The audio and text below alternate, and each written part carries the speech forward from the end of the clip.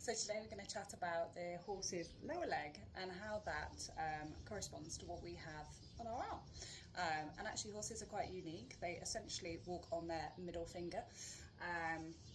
And with that and how they've evolved to be like that means actually what is considered our wrist is actually the horse's knee. So if I was to compare Zori's lower leg, I've tried to put some markers on again to help you, to my anatomy. Then if we started right at the bottom, so our actual fingertip here is the pedal bone that sits in the hoof. Then when we move up to the next bone in our finger, so one of our phalanges, that relates to the short pastern, which sits a little bit halfway between the hoof capsule and above the coronet band, or sort of partially embedded in the coronet band. Next we have the long pastern, which moves us on to this portion of our finger here.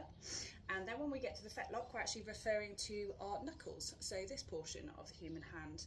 Then the cannon bone, or the metacarpal, third metacarpal in the horse's instance, is referring to the bones within our hand here, which then leads us up to our wrist, which is actually the horse's knee. So the horse's sort of hand conformation, essentially, or what would have once been essentially a paw, starts from here, and with evolution, the paw, or the sort of traditional wrist joint, if we're to relate it to ourselves, lengthened and digits started to disappear. So we have splint bones, they're remaining portions of other digits that run around here.